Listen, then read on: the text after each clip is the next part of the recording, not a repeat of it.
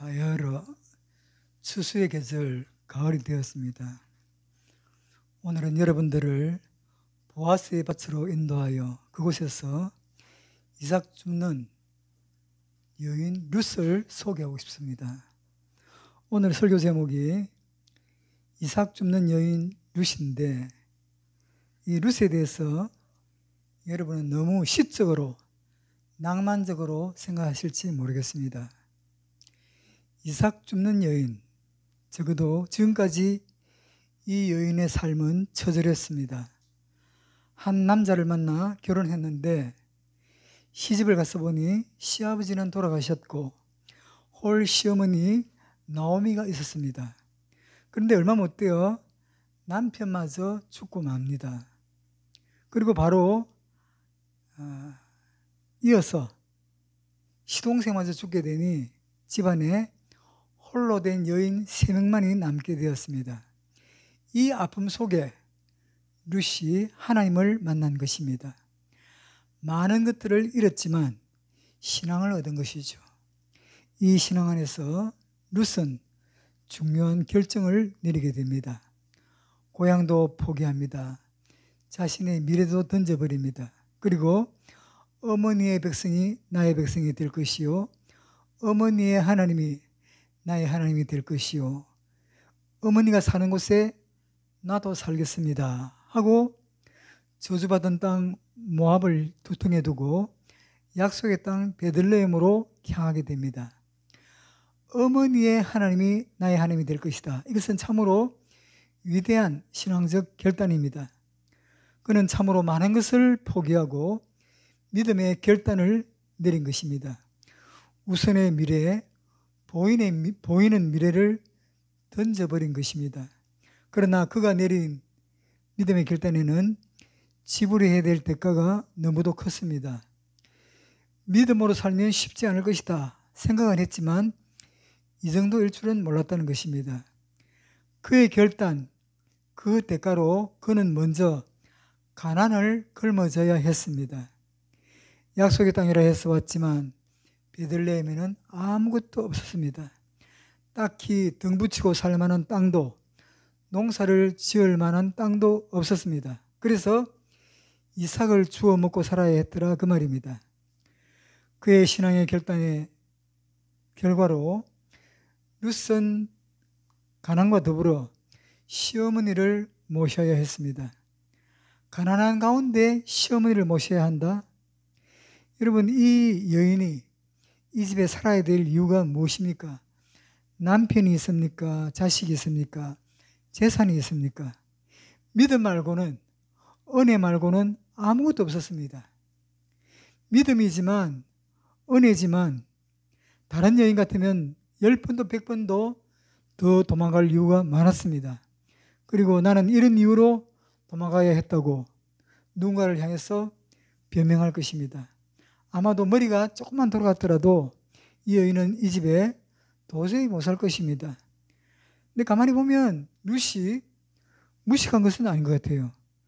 어머니의 하나님이 내 하나님이 될 것이요, 어머니가 유숙하는 곳에 나도 유숙할 것입니다. 이런 표현은 머리에 먹물이 조금 들어있어야 나오는 말이지 무식한 사람이 하는 표현은 아니거든요. 그리고 이 고백은 성경에서 신약의 마태복음 16장 16절 주는 그리스도시요 살아계신 하나님의 아들이니이다, 그 베드로의 고백에 필적할 만한 그런 멋진 신앙 고백이거든요. 그 무식한 베드로도 이런 멋진 신앙 고백을 한 것을 보면 이것은 전적으로 하나님의 은혜다, 이런 생각을 하게 되는 거죠. 믿음으로 였는데 지불해야 될 거가 너무나 컸습니다.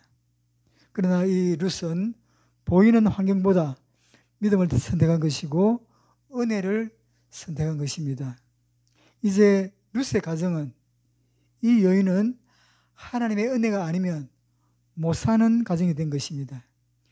이제 룻은 시어머니와 더불어 무엇을 먹고 살까 걱정하며 사는데 내일 또 먹을 것이 보장되지 않는 그런 삶을 엮어가게 됩니다. 내일에 대한 보장이 아무것도 없었던 것입니다. 그러나 룻은 앉아서 신세 한탄이나 하며 주저앉아 있지 않았다는 것입니다. 어머니의 허락을 받아 누군가의 밭으로 이삭을 주우러 가는 것입니다. 마치 아브라함이 갈 바를 알지 못하지만 하나님의 약속을 믿고 걸음을 옮기듯 이 여인도 하나님의 은혜를 따라 발걸음을 옮겼고 이삭 줍는 여인이 된 것입니다. 룻은 열심히 한 올 한 올 그 이삭을 주었습니다. 이삭 줍는 일, 이것은 아주 사실 작은 일입니다. 요즘식으로 말하면 아르바이트보다 못한 일입니다. 이것은 농사를 하여 자기 밭에서 수확한 것을 거두는 것이 아니라 다른 사람이 수확한 것을 거두고 난 후에 남은 것을 한 올 한 올 거두는 것입니다. 언제 그만둬야 할지 모르는 어찌 보면 처절한 일이요. 그런데 이상한 것은 이삭 줍는 룻이 앞에서 수확하는 사람보다 훨씬 더 열심히 일을 하는 것입니다. 한 이삭 한 이삭 바구니에 담기 위해 최선을 다하는 것이죠. 앞에서 가만히 주워 담는 사람이 가끔씩 뒤를 힐끗힐끗 쳐다보니 어디서 왔는지는 모르지만 이삭 줍는 한 여인이 자기들보다 열심히 이삭을 바구니에 주워 담는 겁니다. 또 하나의 매력은 농사하여 가만히 주워 담는 사람보다 이삭 줍는 룻이 훨씬 더 행복해 보였다는 것입니다. 그리스도인의 매력이 이런 것입니다. 사장보다 종업원이 훨씬 더 행복해 보이고 소망이 있어 보이고 바로 이런 것이었습니다. 앞에서 가만히 주워 담는 사람보다 돈을 벌어서 마대에 썰어 담는 사람보다 일용적으로 일하는 사람이 더 행복해 보이고 이상하지 않습니까? 그런데 이게 신앙이고 이게 은혜였다는 것입니다. 룻은 내가 믿음을 선택했고 신앙을 선택했는데 내 신세가 왜 이 모양인가 한탄하지 않았습니다. 룻이라는 여인은 하나님의 은혜를 믿고 앞으로 어떻게 되겠지 하고 절대로 게으르지 않았습니다. 룻은 하나님의 은혜를 입은 사람으로서 비록 이삭 줍는 사람이었지만 다른 사람에게 인정을 받을 정도로 최선을 다해서 이삭을 주었습니다. 결론으로 말씀드리면 룻은 이렇게 열심히 이삭을 줍다가 아멘 합시다. 밭주인이 되었습니다. 룻은 이렇게 열심히 이삭을 줍다가 밭주인을 만나 그 집에 안방마님이 되었습니다. 자격이 있었습니까? 룻이라는 여인은 사실 약점이 많은 여인이었습니다. 이렇게 대단한 신랑을 만나기에는 너무나 약점이 많은 사람이었어요. 먼저는 이방 사람이었습니다. 이방 여인이었습니다. 그것도 그냥 이방이 아니라 가장 저주받은 땅 모압 여인이었습니다. 유대인들이 사마리아를 저주받은 땅으로 보았다면 모압은 그보다 훨씬 더 저주받은 땅입니다. 이 룻이라고 하는 여인은 고향뿐만 아니라 한 번 결혼했던 여인이었습니다. 신앙의 연초도 얼마 되지 않는 여인이었습니다. 시어머니를 모셔야 하는 여인이었습니다. 나는 자격이 없는 사람이야. 나는 아무런 희망이 없는 사람이야 하고 무너지려고 했다면 10번이라도 무너졌을 여인이었습니다. 그러나 하나님의 은혜 안에는 하나님의 은혜가 은혜되는 일에는 열심히 이삭을 준 여인에게는 아무 문제가 되지 않았다는 것입니다. 여러분 특히 젊은 분들 잘 들으시고 기억하시기 바랍니다. 하나님의 은혜가 은혜되는 길에는 인간의 약점이 아무 문제가 되지 않는다는 것입니다. 내가 나를 만드는 데는 인간의 약점이 문제가 되지만 하나님께서 역사하실 때는 인간의 약점이 아무 문제가 되지 않는다는 거예요. 그러므로 그리스도인은 나는 못 배웠어, 나는 못났어, 나는 약점이 많아 이렇게 신세 한탄만 하지 말고 약점이 많은 만큼이나 더 큰 은혜를 사모하는 영성이 있기를 바랍니다. 이것이 그리스도인이 사는 원리입니다. 은혜가 은혜되기 위해서 더 잘날 필요가 없어요. 은혜가 은혜되기 위해서 장점이 더 많아야 될 이유가 없습니다. 오히려 장점이 많다 이럴 때 하나님의 은혜를 가리는 경우가 많아요. 여러분 내게 있는 약점을 내가 어떻게 감추려고 하지 마십시오. 예를 들어서 가난했다. 그러면 내가 돈을 벌어 이 약점을 감수해야겠다. 그러면요,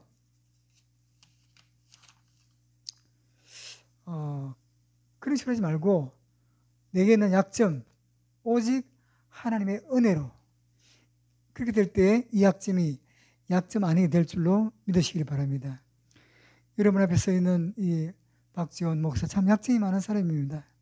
그런데 하나님이 저에게 은혜를 주셨습니다. 어떤 은혜?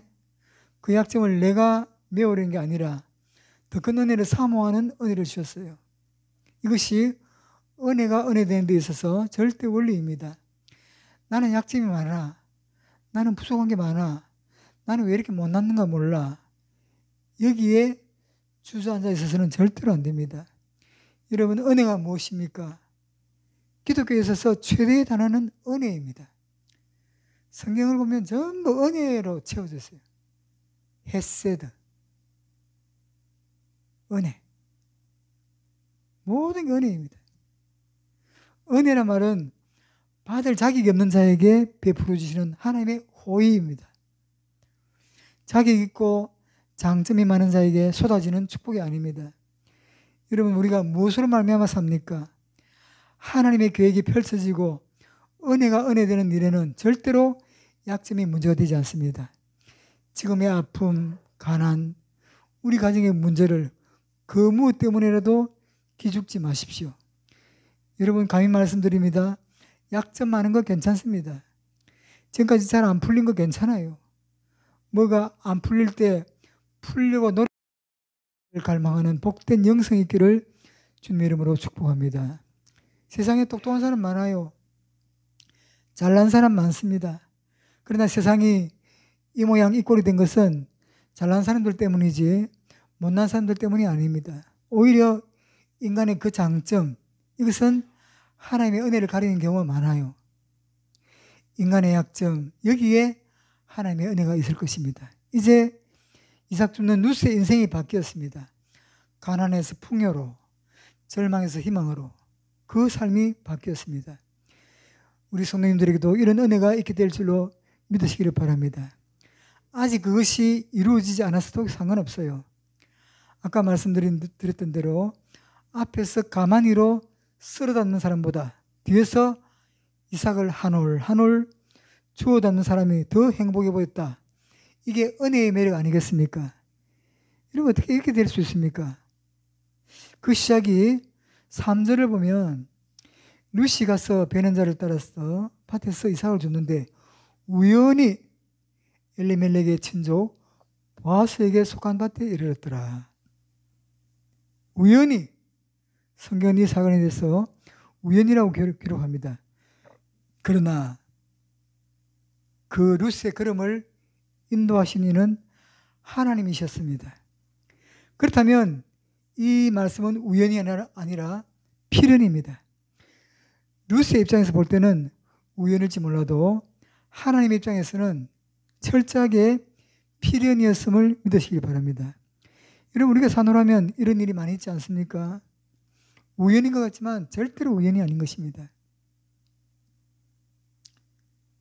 여러분, 하나님은 이 루시라는 여인을 간섭하시기 위해서, 그 인생을 고치기 위해서, 이 여인의 운명을 바꿔주시기 위해서 그의 걸음을, 사람이 보기에는 우연이지만 그의 걸음을 나중에 남편이 될 사람 보아스의 밭에 이르게 하신 것입니다.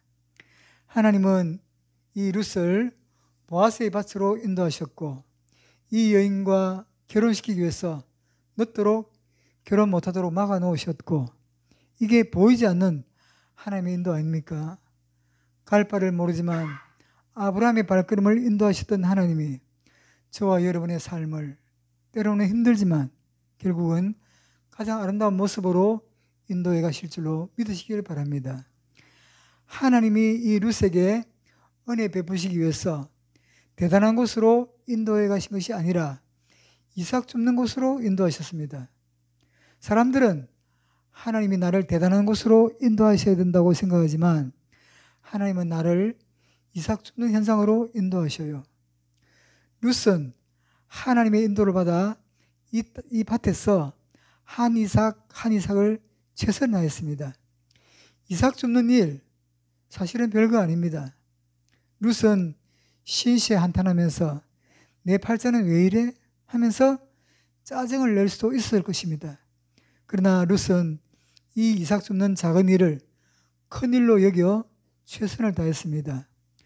많은 사람들에게 은혜가 은혜되지 못하는 이유는 하나님이 보내신 이삭 줍는 현장을 우습게 알기 때문입니다. 사람이 보기에는 우연이지만 하나님의 허락 없이는 되는 일이 없다고 했습니다. 여러분, 많은 사람들에게 은혜가 은혜되지 못하는 이유가 무엇이냐? 하나님이 은혜 가운데, 섭리 가운데 보냄을 받은 이삭 줍는 현장을 우습게 보기 때문입니다. 하나님은 나를 설거지통 앞에 보냈는데 하나님 내 앞에 설거지통이 웬 말입니까? 나를 좀 더 빛깔나는 곳에 보내주시옵소서. 이렇게 말하니 은혜가 은혜될 수 있겠습니까? 기도를 하지 않았어가 아니요, 믿음이 없어서가 아니에요. 성도를 보면서 안타까운 것은 기도도 하고 믿음도 있지만 이삭 줍는 것을 가벼이 알고 부지런하여 열심을 내지 않는 것입니다. 저와 여러분이 믿는 하나님은 작은 일을 귀히 여기시는 하나님입니다. 작은 일이라고 우습게 알면 하나님이 복을 주시지 않습니다. 하나님의 은혜 인도 가운데 비록 이삭 줍는 일이지만 그것을 우습게 여기지 아니하고 성실하게 할 때 하나님은 복을 내리실 줄 믿으시기를 바랍니다. 하나님의 사람 요셉이 처음부터 총리였습니까? 그에게 주어진 종살이 10년, 감옥살이 13년은 다 이삭 줍는 일이었습니다. 그런데 나중에 알았습니다. 그 감옥은 하나님의 인도하심이었고 그곳은 하나님께서 역사하시는 현장인 줄 누가 알았겠습니까? 여러분, 계자시에서 아름다리 나무를 보시는 하나님, 작은 것을 하나님의 은혜로 보고 누구를 만나든 어디를 가든 이것은 하나님의 보내심이야, 이렇게 믿어야 되는 거 아닌가? 여러분, 하나님을 믿는 사람의 특징이 뭐냐? 인정받는 것입니다. 하나님의 사람은 일단은 어디 가서 인정부터 받아야 돼요. 인정받지 못하면서 똑똑한 척하고 아내를 원망하고 남편 탓하고 사장 탓하면 그 사람은 거기서 헤어나지 못해요. 어떤 사람은 우리 사장 못돼 먹었어. 아니, 사장이 네한테 인정받아야 될 이유가 뭐냐? 네가 사장한테 인정받아야지. 여러분, 아버지를 보면 어때요? 아버지를 탓하기는 쉬워도 아버지 자리가 만만한 게 아닙니다. 아이고, 무식한 우리 엄마를 비판하기는 쉬워도 네가 엄마 해봐. 그게 쉬운가? 엄마들이 말 안 듣는 딸을 보면서 하는 말이 있어. 이년아, 너도 얼른 시집가서 꼭 네 같은 거 2마리만 낳아서 길러봐라. 아무리 똑똑한 척 대단한 척 해봐도 소용없어요. 그리스도인의 매력이 뭐예요? 인정받는 거예요. 안타깝게도 사람들이 왜 인정을 받지 못하냐면 하나님이 보내신 이삭 줍는 현장을 우습게 알기 때문이에요. 큰 것에, 대단한 것에 하나님의 은혜가 있을 것으로 생각해요. 사람은 별거 없는 것을 별거 아닌 것으로, 대단하지 않은 것을 대단하지 않은 것으로 봐요. 그리고 사람들이 대단하다는 것을 대단하게 여겨요. 그러나 하나님은 아닌 거예요. 여러분, 존경할 만한 사람을 존경하는 것은 누구도 못해요. 사랑할 만한 사람을 사랑하고 용서할 만한 사람을 용서하는 건 누가 못해요. 여러분, 이삭 줍는 일이 무서워요? 아닌 거예요. 한 올 한 올 줍는 게 축복이에요. 그런데 사람들은 한 방에 부자 되고 한꺼번에 큰 돈 벌고 하루아침에 부자 되고 그런 걸 좋아해. 건강도 그래요. 오늘은 10걸음 걷고 내일은 20걸음, 모레는 30걸음 걸어서 그렇게 좋아지고 건강해지는 게 아니라 무슨 약이라도 먹었어. 아니면 사슴피를 먹고 제주도에 가서 조랑말 목에 대롱꼬바 피를 빨고 개든 너구리든 덮어놓고 그냥 막 잡아먹고 뭐든지 한꺼번에. 이게 한국 사람들의 기질이에요. 돈도 한꺼번에 벌어야 직성이 풀려. 그게 과연 복일까? 아니에요. 사람들은 생애 단 한 번이라도 로또 한번 맞아봤으면 좋겠다. 그런 마음이 있어요. 여인들이 누구를 좋아합니까? 큰손 좋아합니다. 장영자, 큰손. 여자들은 이삭 줍는 남편 싫어합니다. 뻥 터뜨리는 사람. 그래서 자기 환상에 젖어 그 뻥 터뜨리는 남자를 동경하면서 지금 남편을 우습게 하라. 아이고, 저 남편한테 무슨 희망이 있어? 그냥 사니까 사는 거지. 그런 식으로 남편을 무시하면 복이 없어요. 우리 모두는 이삭 줍는 밭으로 가서 겸손한 삶을 살아야 돼요. 지금 경제들이 어렵다고 난리죠. 어떻게 해야 될까? 이삭 줍는 마음으로 겸손하게 원래의 위치로 돌아가면 평안하고 다 해결됩니다. 쓸데없는 자존심 다 버리고 겸손하게 낮은 대로. 하나님은 이삭 줍는 현장에서 사람들을 찾아 만나주시고, 하나님은 이삭 줍는 현장에서 은혜 주시고 축복 주시는 줄로 믿습니다. 그러나 마귀는 그렇게 하지 않아요. 성실하게 일하는 사람을 밭에서 끌어내요. 너는 큰 손 되어라. 너는 큰 일할 사람이야. 너는 대단한 사람이야. 이렇게 유혹해요. 아담에게도 너는 하나님까지 될 수 있어. 그렇게 미혹하면서 끌어내요. 하늘까지 높아지는 원리를 알려주고, 마귀는 예수님에게도 와서 미혹해요. 절만 해라. 내가 천하의 영광 다 주겠다. 예수님도 원리가 이삭 줍는 분이었어요. 목수일부터 했어요. 큰 능력으로, 대단한 권능으로 구속사역을 이루고 간 게 아니라 자신을 낮추고 십자가에서 달려 죽으심으로 그 일을 이루셨어요. 마귀의 작전은 사람들의 마음을 높여버려요. 한국교회가 왜 아픔이냐? 목사님들이 설교하면서 성도들의 마음을 허황되게, 현실이 아니라 부흥되게 만들어서 머리가 되게 하옵소서. 주여 쌓을 곳이 없도록 부어주옵소서. 그 기도 수없이 듣고 설교를 계속 그렇게 듣다 보니까 맞아, 나도 그 정도는 살아야 돼. 왜 내 신세는 이 모양 이 꼴이냐? 여러분 보고 가난하게 살아라, 힘들게 살아라, 이게 아니에요. 비록 일용직일지라도 한 올 한 올 줍는 그런 마음으로, 비록 아멘은 안 되겠지만 이게 매력인 거예요. 교회도 그렇습니다. 교인이 몇 명이냐? 이게 아니라 우리 교회는 행복한가?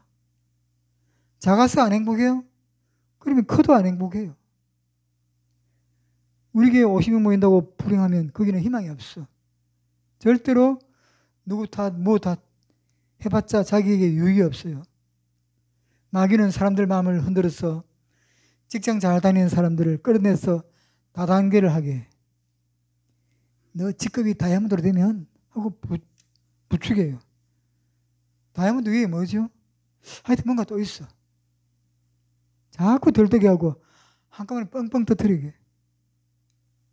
우리는 뭐든지 한꺼번에 한 방에 여기에 미혹당해요. 재산도, 건강도, 심지어 은혜도 한꺼번에. 성경을 통 읽으면서 언제 시간 내서 기도원 가서 한꺼번에 읽는다고. 어떤 분은 홀라당 뒤집어지게 해달라고 기도해요. 적당히 뒤집어야지 홀라당 뒤집어지면 제자리로 돌아와요. 마귀는 사람들을 높은 데로 올려놔요. 그래서 이삭 줍는 현장을 우습게 만들어요. 내가 왜 이렇게 고생하며 살아야 돼? 나는 왜 이렇게 힘들어? 왜 이렇게 안 풀려? 나는 고액 연봉받을 사람이지 이까지 이삭 안 주어. 내가 이까지 이삭 주어서 언제 팔자 펴? 내가 뭐 이렇게 왜 살아? 나는 죽으면 죽었지 이렇게는 안 살아. 그러다 보니까 우리나라는 도박꾼, 사기꾼, 술집 이런 게 세계 1위예요. 높은 데 마음을 두니까 가정이 쉽게 붕괴돼. 꿈은 큰데 현실은 안 쫓아가고. 그러니까 술을 먹게 돼요. 술만 먹으면 왕이든 듯한 기분이거든. 그래서 사장님 하니까 기분이 좋아가지고 주머니 다 털어주고 깨워보니까 빈털터리라. 그래서 또 술 먹고. 여러분, 사람은 한 걸음 한 걸음 밭에서 이삭 줍는 것 중요합니다. 이삭을 줍듯이 그렇게 살아가야 돼요. 경건도 그렇게 쌓아가야 되는 거예요. 쌓여가는 거예요. 날마다 성경 읽고 기도하고. 그런데 신앙이 무너진 사람이 한꺼번에 죽었다 깨어나도 안 돼요.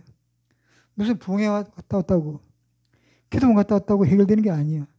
그래서 5분이라도 성경 보고 무슨 일 앞에 잠시나마 기도도 하고 그런 영성이 쌓이다 보니까 큰 믿음이 되는 것이지 한 방에 뭐가 되는 것은 절대로 없다는 거 말이에요. 여러분 어디 가서 허황되게 마귀가 부추겨요. 너는 여기서 이러고 있을 사람이 아니다. 너는 큰 사명 받은 자인데 여기서 이러고 있으면 안 된다. 어디 집에 가서 폴딱폴딱 뛰어라. 그러고 신앙생활은 그저 묵묵히 이삭 줍듯 한 올 한 올 기도하고 말씀 묵상하고 어디 능력이 하루아침에 와요? 아닌 거예요. 절대로 아닌 거예요. 나는 오늘 무엇을 놓아버렸는가? 그래서 눈앞에 사랑할 사람이 있으면 사랑하고 용서할 사람이 있으면 용서하고 그렇게 믿음의 사람으로 살아가야지.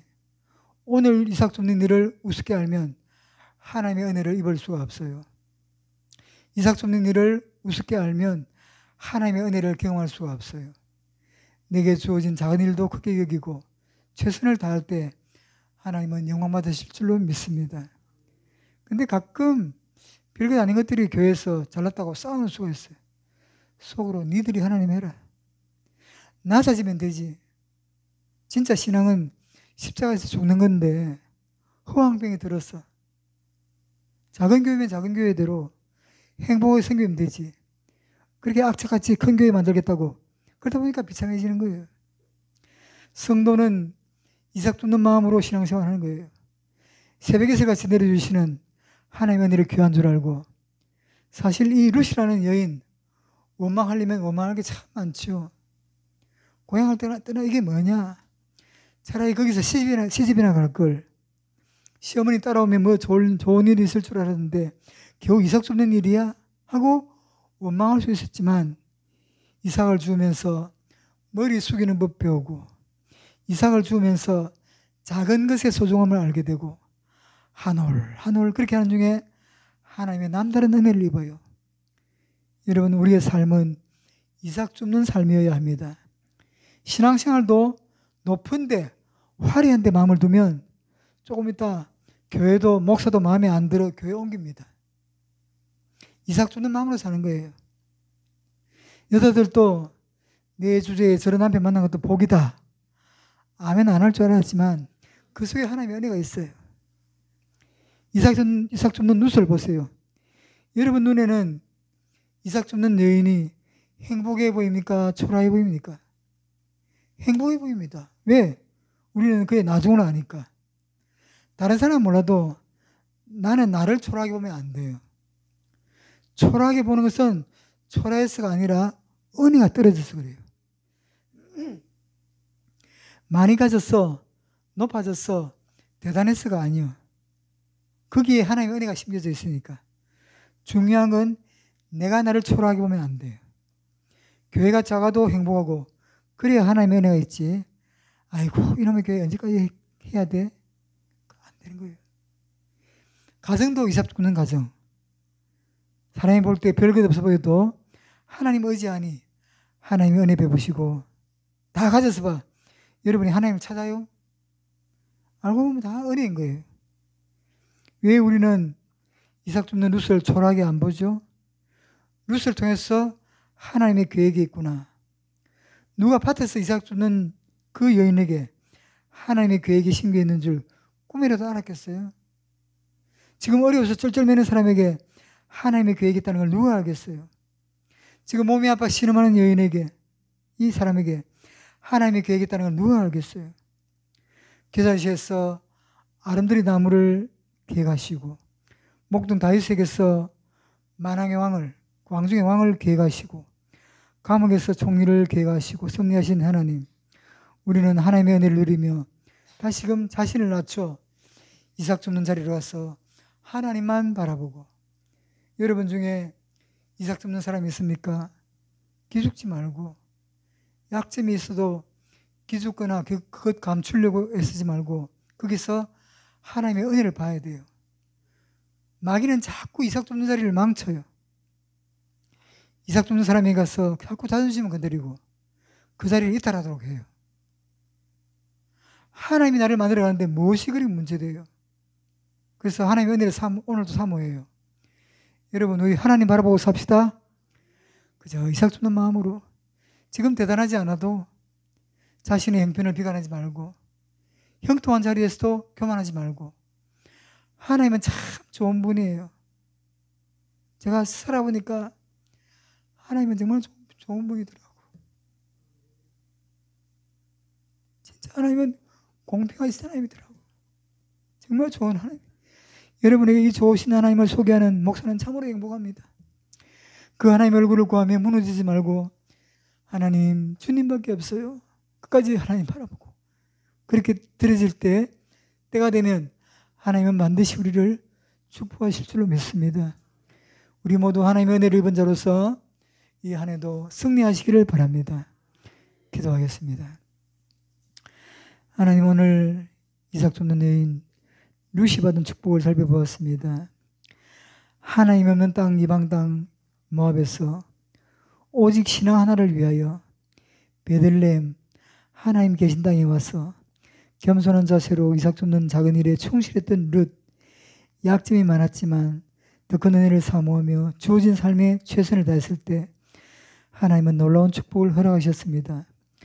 우리도 우리에게 주어진 작은 일들, 그것이 비록 이삭 줍는 것 같이 보잘것없고 초라하게 보일지라도 하나님의 뜻이 숨겨 있음을 알고 하나님의 얼굴을 구하며 무너지지 않게 해 주옵소서. 끝까지 주님 의지하고 주님께 드려지는 우리 모두가 되게 하여 주옵소서. 예수님의 이름으로 기도드리옵나이다. 아멘.